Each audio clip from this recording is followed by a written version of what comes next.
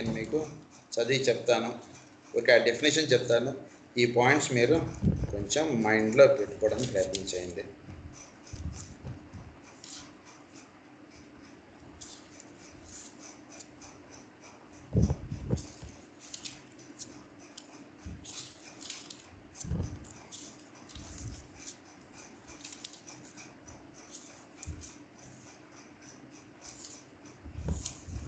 So ఒక definition ఏమిటంటే కనుక, mind is the United faculty of 4 of the heavenly men synthesized through a 5th heavenly man on the 3rd plane of the system. అది ఒక definition, దాని గురించి మనం చెప్పుకున్నాం. అలాగే ఇంకొక డెఫినేషన్ ఏమిటంటే, we might also define manas as the key to the door through which entrance is made into the 5th kingdom of nature, the spiritual kingdom. ఇది ఒక డెఫినేషన్. అలాగే ఇంకొక డెఫినేషన్ ఏంటంటే, we come now to our third definition. ఇది the manasic principle is above all else that cohesive something which enables an entity to work. అది ఒక definition.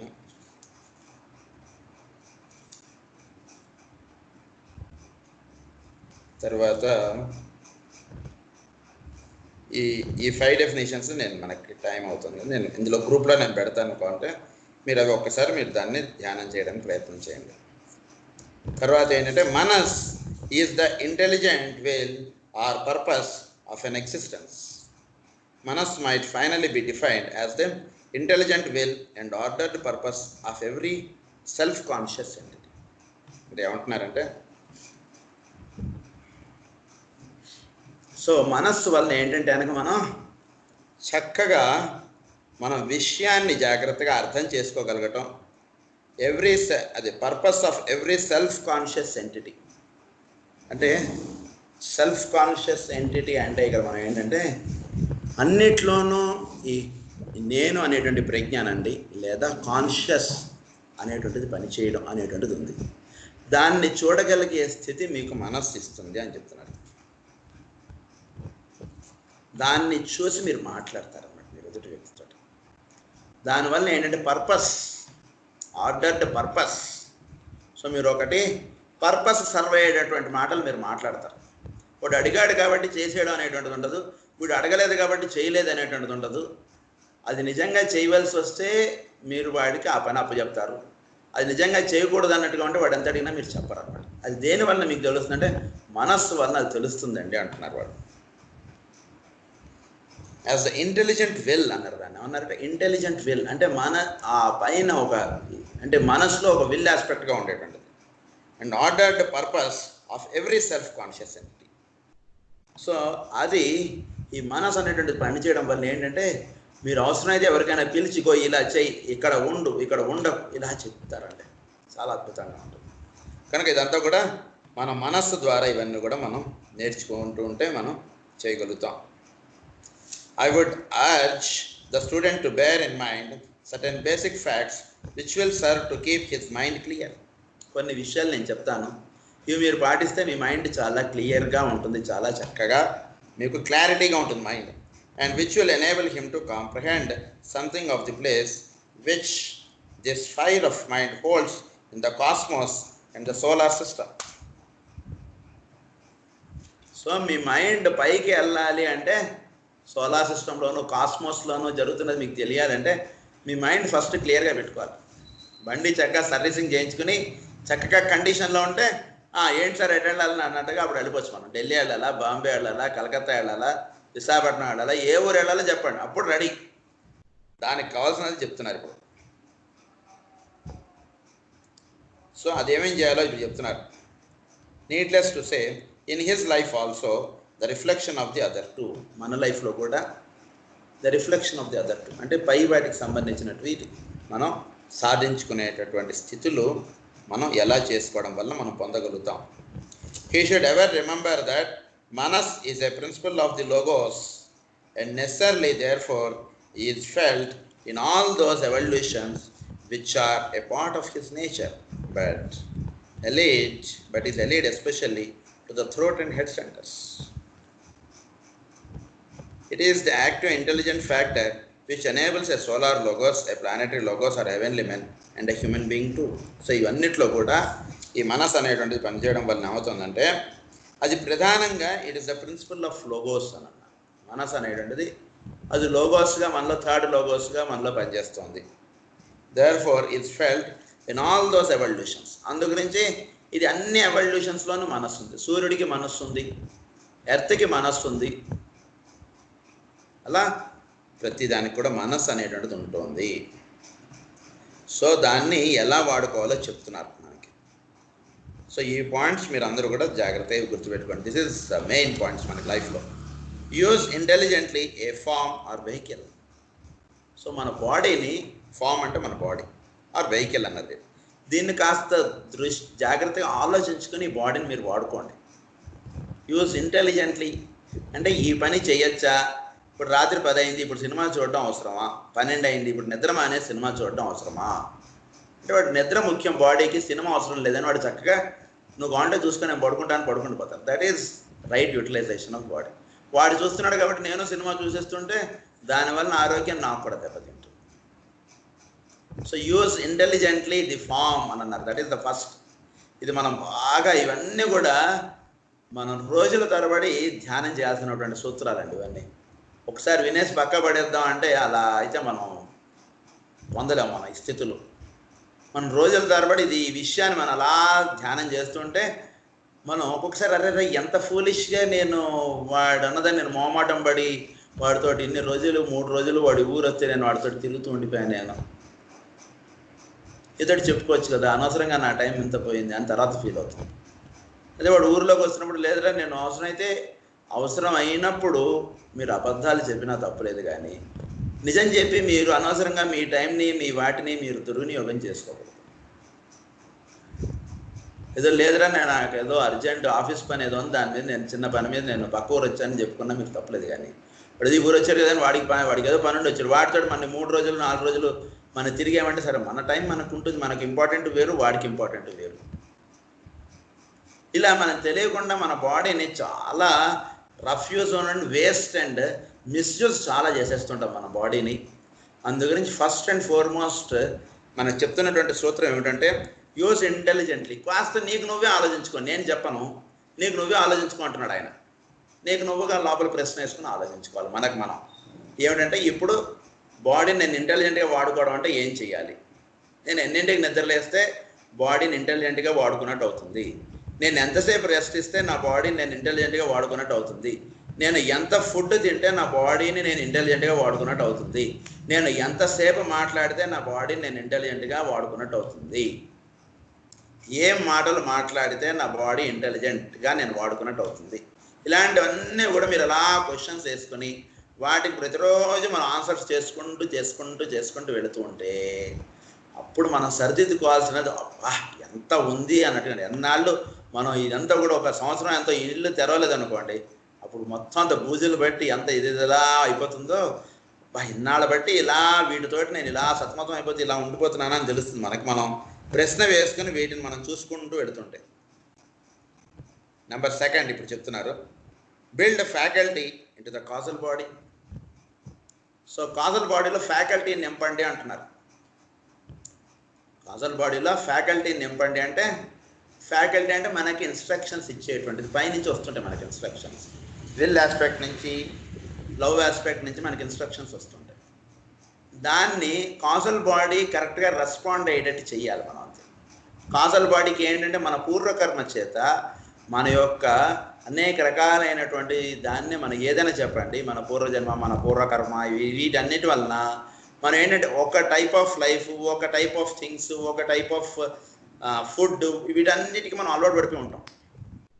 అనేక రకాలు వాటిని మనం అలా లిస్ట్ అవుట్ చేసుకుంటే అసలు దాని గురించి 2 క్లాసులు మనం మాట్లాడుకోవచ్చు. అవన్నీ కూడా మనం పక్కకి పెట్టాలంటే ఫ్యాకల్టీని మీ కాజల్ బాడీలో నింపండి అంటున్నాడు ఆయన. Causal body is the one that links, మనకు చెప్పేశారు అన్ని.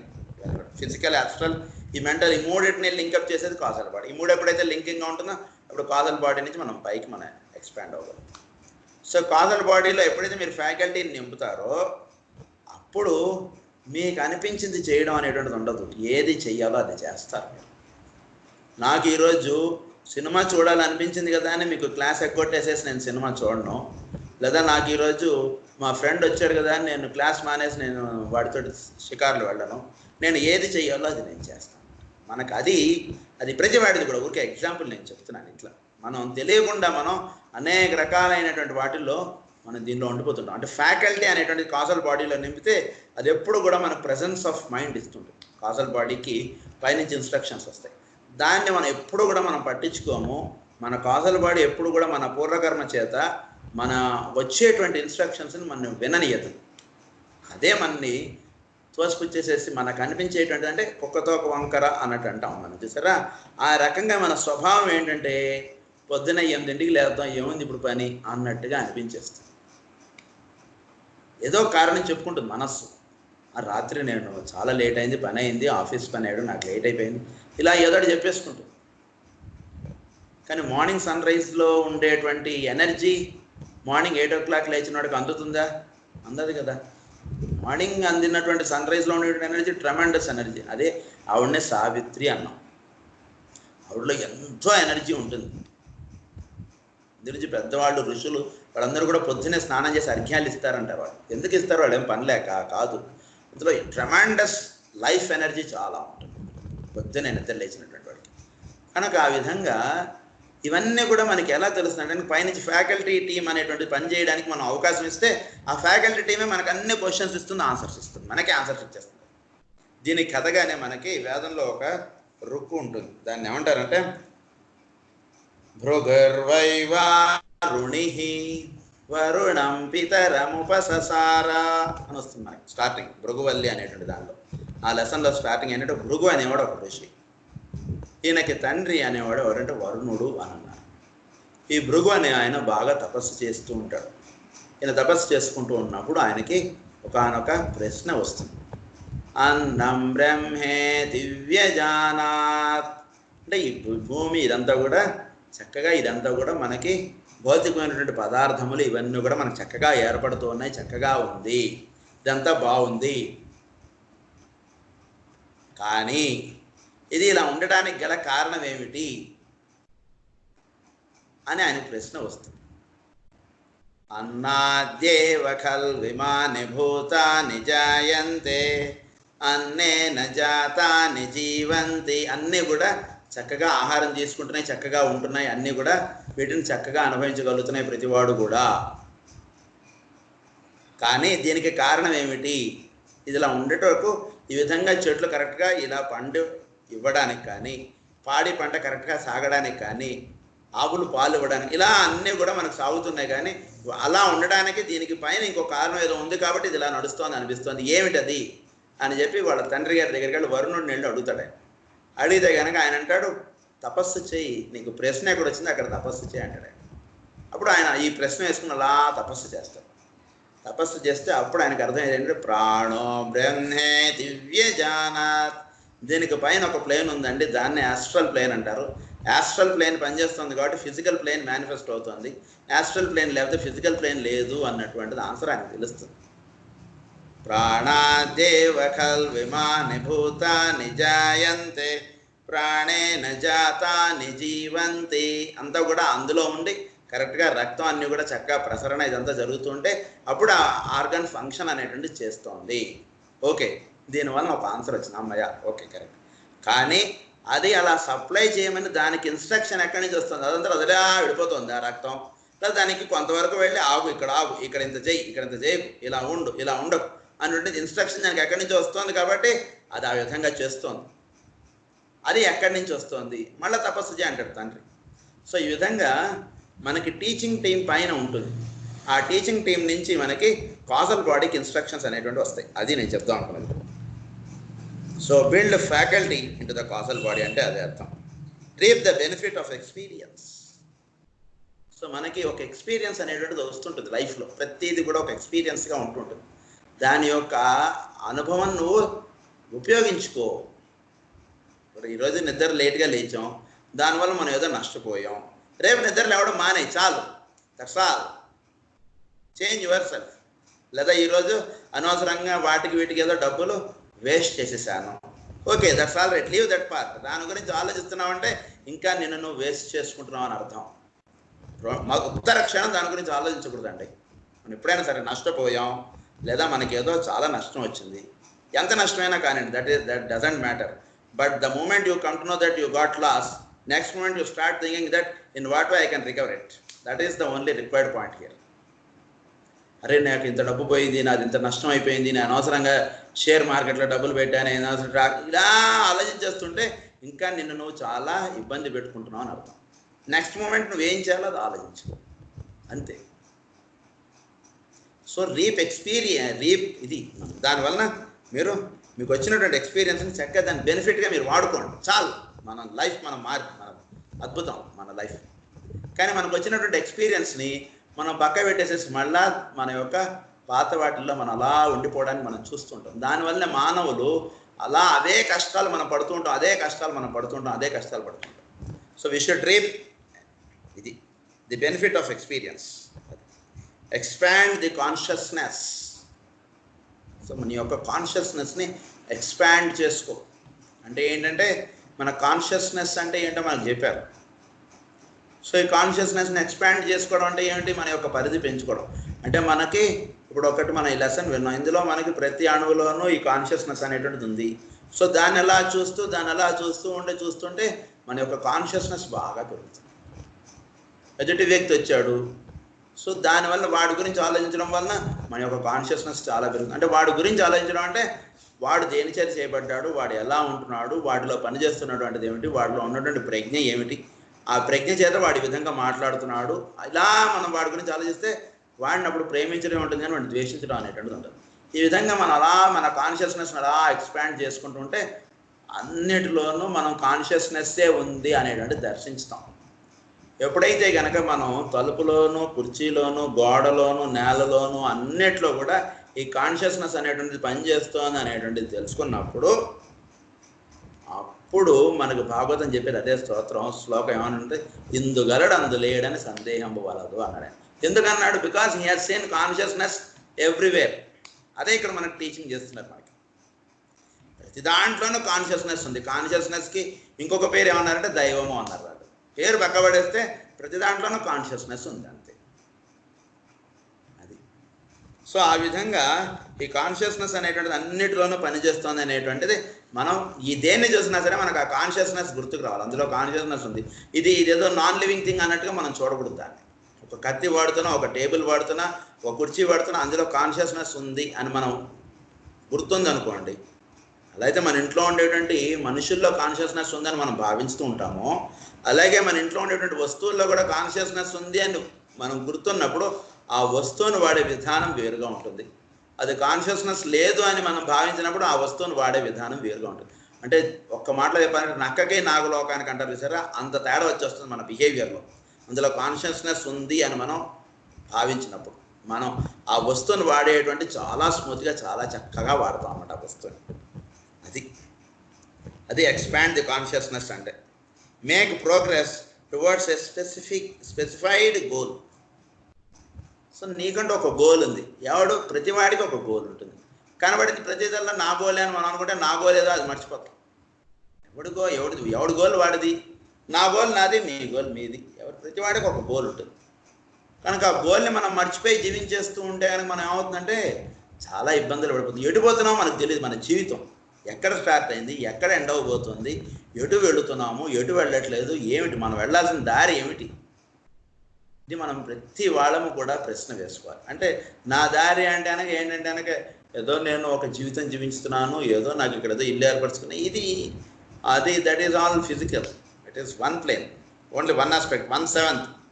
So what you are saying about 6/7 అది మీరు ఆన్సర్ చేసుకోవాలి. మీరు 1/7 okay, you are doing something good.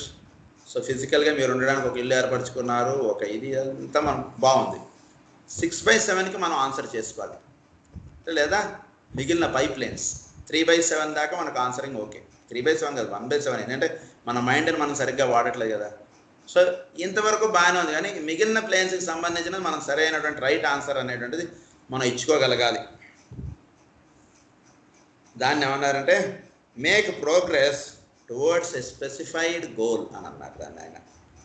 Discriminate between the two poles. So ప్రతి దాంట్లోనూ టూ పోల్స్ ఉంటాయి, దాంట్లో ఏది నువ్వు తెలుసుకో. Discriminate between the two poles.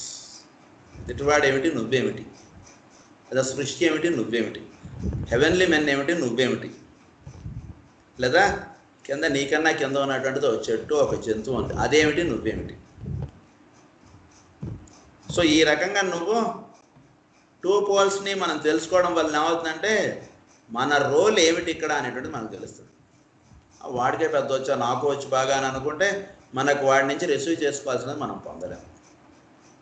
So మనం రిసీవింగ్గా మనం ఉంటున్నప్పుడు వాడు డిస్ట్రిబ్యూటర్గా వాడు ఉన్నప్పుడు వాడు డిస్ట్రిబ్యూటర్లో ఉన్నాడా మనం డిస్ట్రిబ్యూటర్లో ఉన్నామా తెలుసుకోవాలి. సో ఈ పోల్స్ని మనం జాగ్రత్తగా మనం ధ్యానం చేయాలి.